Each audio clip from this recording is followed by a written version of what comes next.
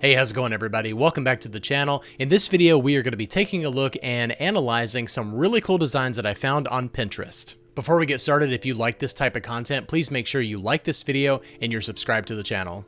Alright, so let's take a look at this really cool Lifesavers ad from March of 1956. You can kind of see that up here in the top left corner. Now, immediately what grabs you is the incredibly disciplined use of a grid system, and it's clear and apparent when you see this laid out. Obviously, they had some sort of plan going in. This is mid-century advertising at its absolute peak. It's clean, it's orderly, and it relies heavily on the principle of repetition. So that's something that you definitely want to get used to using, especially if you're a design student. Repetition is a really cool thing to bring into your designs. So by laying out the candies in this uniform pattern, the designer is creating a rhythm that almost feels hypnotic. It's super cool. When you first see it, you're automatically drawn to all of these different really cool colors. You have this vibrant, saturated color palette of primary and secondary colors popping against that creamy negative space. So look at that background right here. It's super cool, and it really does help give that vintage vibe, even if it's something that they weren't really going for at the time, because you're not aware that you're in a vintage era when you're in the current era that you're in, right? But that aside, these colors are just jumping right off of this ad. The whole piece gives you a very tactile candy store type of feel without being cluttered at all. It's a perfect example of how structure can actually make a design feel playful rather than rigid. But the real genius here isn't just the pattern, it's how they break it. So take a look at this. This is a textbook lesson in focal point and visual hierarchy. If the grid is the baseline, the hand is the disruption. Notice how the hand enters from the right, creating a diagonal line that cuts through the vertical and horizontal order. This is such a cool interruption to this design. This naturally guides the viewer's eye right here, and it helps to transform what could be a static image into a narrative. The hand is rendered in a realistic illustrative style, which contrasts beautifully with the geometric simplicity of those hard candies. Finally, let's take a look at the typography, which there's not a lot on this page, but it's still very powerful. So we've got the text here that says still only 5 cents, and it's set in a really delicate serif typeface, and it's right next to the focal point. So it's really helping to draw your eye to that particular area, and it's implying that that still only 5 cents is directly underneath the lifesaver that the hand is grabbing. So they didn't need a giant headline, because the visual composition of everything, of all of these elements, does all of the heavy lifting for them. By physically removing a red candy from the grid to reveal the price underneath, they're visually equating the void or the want directly with the low cost.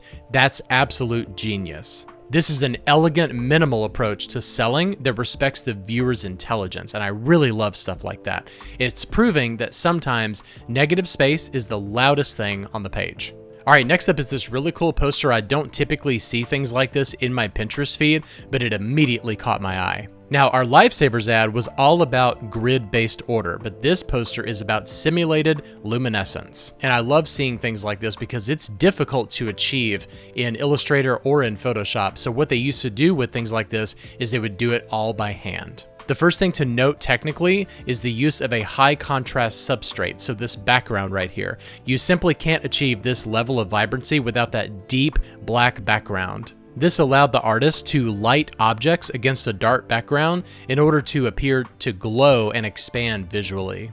Look at the line work that's present throughout the entire design. It's a consistent monoline weight throughout the whole composition, which unifies very different subjects: typography, landscape, music, and dance, and it's all in a single cohesive visual language, and I just love that. The designer didn't just pick a font, they treated the typography as a structural extension of the illustration. So check this out right here. So you've got the lines that are flowing into this area, and then it flows directly into the typography. That is awesome. The trumpet, the dancer, all of these really cool abstract forms, and I mean, not really necessarily abstract, but you've got what looks to be maybe a...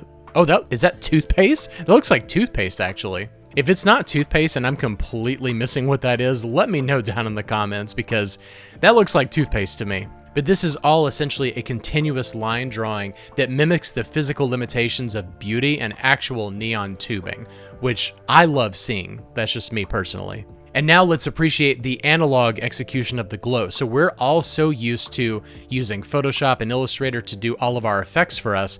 But before we had those layers and all of those different effect styles in Photoshop, this effect was likely achieved through airbrush techniques to create that soft diffused halo around those hard lines. So this is what you have right here. So you've got that hard line, and then you've got an outline here, that blue right there.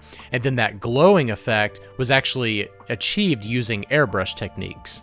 And you also can't miss these starbursts, or what we now call lens flares, where these intersect. So all of these different areas right here, and I just love those random placements of this. Now, what might feel like cliche now, in this context, it serves a technical purpose. It emphasizes the light source and adds this really cool energy to the static image. It makes the poster feel like it's buzzing with electricity, which is a perfect metaphor for a live performance arts festival. So overall, really cool design. I've done a few things like this in Photoshop in my career, and maybe it's time to do something new with it. All right, let's take a look at this cover featuring the work of Richard Paul Loge or Lozzi. I think those are two candidates for how you pronounce this last name. I'm not 100% sure. I wasn't able to find a viable source for it online, but those are the two that I found. So this type of poster is all about pure mathematical logic, and I really am drawn to things like this. This is the Swiss International style in its absolute prime. So what we're looking at here isn't just a decoration, it's an entire modular system. So the design is built on a rigorous vertical grid, where color isn't used to represent a flower or a sunset, but to represent weight and balance. This is concrete art that is constructed from visual elements rather than abstracted from nature or other objects. Now, here is why this specific kind of abstraction is so powerful and applicable to literally anything that you design today. Because it doesn't look like a thing, it can represent any structure. So look at these vertical bands. In 1960, this was a book cover, but today, if you turn this into a 90 degrees, like maybe something like this, let me see if I can actually rotate it there. If you were to rotate that 90 degrees, then it could be a chart for a project manager or something, I don't know.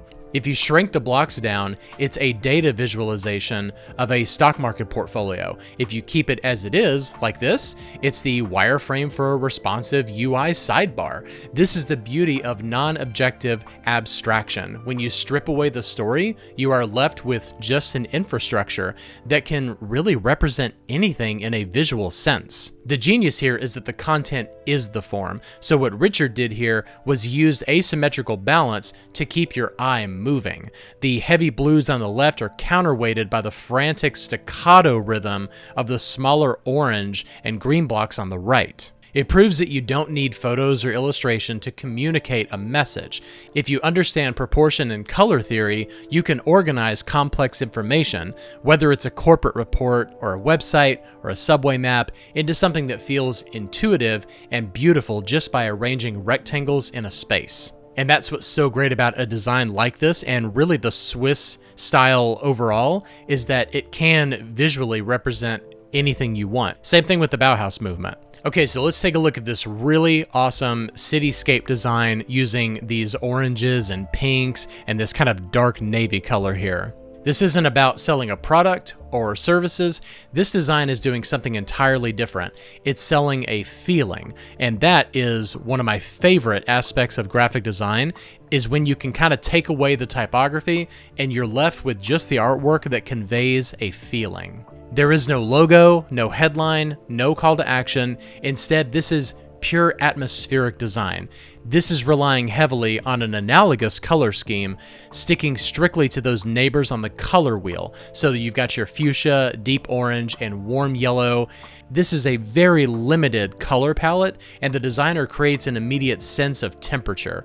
You don't just see this image, you feel the heat of the sunset and the cooling of those shadows. I see something like this and I immediately think of that song, Hot Town, Summer in the City, you know, the opening of Die Hard 3. I'm automatically transported there. And I also think about the chemical plant zone from Sonic the Hedgehog. It just conveys that feeling for me. So this is a prime example of geometric reduction. The skyline isn't rendered with any type of precision. It's built from simple rectangles and negative space. Those windows are not drawn in, they are cut out from the solid blocks of the buildings. This flat design approach removes all the visual noise of reality, the dirt, the traffic, the specific details, and leaves us with an idealized version, almost kind of a dreamlike memory of a city. And personally, it's one of my favorite things to see. That's one of my favorite things to see in artwork in general, is a city design. It evokes a specific sense of nostalgia, similar to what you see in the synthwave or vaporwave aesthetics, where the goal is to transport the viewer to a time or place that feels familiar, even if it never actually existed for us. So why design like this? Well, because sometimes your job is not to inform, it's to set the stage. This kind of abstract, mood-based imagery is incredibly powerful for things like album art, event backdrops, editorial illustrations, where the goal is to prime the viewer's emotional state before they read a single word. That can be, in fact, even more important than actually bringing in the rest of your copy and the rest of your elements. Setting the stage and setting the tone is essential for getting the viewer or the user exactly where you want them to be before you present the information to them. It proves that if you nail the color theory and the compositional balance, you don't really need a product shot to captivate an audience. You just need to make them wish they were there. If you're watching this and you're a designer and you do things like this, I would love to see your work. Okay, and the last design that we're going to be taking a look at is this really cool vintage concert poster. Now, when most people think of vintage concert posters from this era, they immediately picture those melting, liquid psychedelic fonts and blending neon colors. It's the classic Fillmore style. That's exactly why this piece is such a fascinating outlier. It completely rejects the chaotic acid rock aesthetic for something that's far more structured and industrial even. The color palette is the first dead giveaway that this is doing something very unique for the time period. Instead of these really vibrant kind of cyan colors and magenta colors, we're working with a restrained, earthy, burnt orange, chocolate brown, and a really cool metallic silver gray right here. It creates a mood that's gritty and grounded rather than trippy. So layout-wise, this feels closer to, man, that keeps on popping up for me. Now, in terms of layout, this feels much closer to an Art Deco revival, which was big in the 70s, than it does to the hippie counterculture.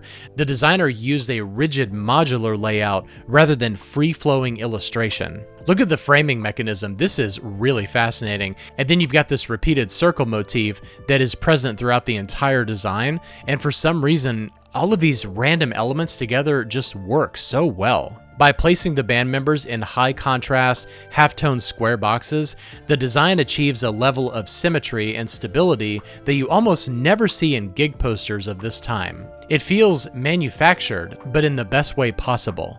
The typography mirrors this structural approach perfectly.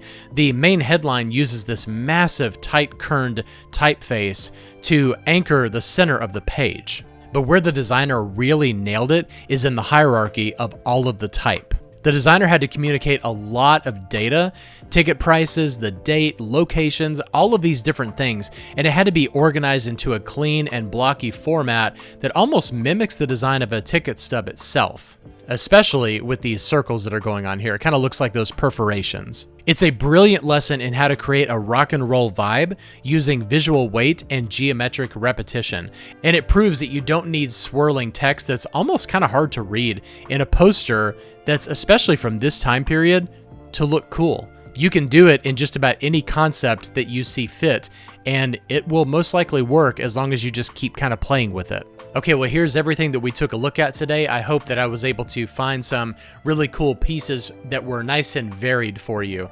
That's always my goal, is to try to find artwork that's different from one to the other, so that you get plenty of inspiration from all of these different types of pieces that are doing different things. I hope you enjoyed today's deep dive into these Pinterest designs. If you did, please make sure you like, comment, share, and subscribe to support the channel. Thank you so much for watching, and I'll see you in the next video. Bye-bye.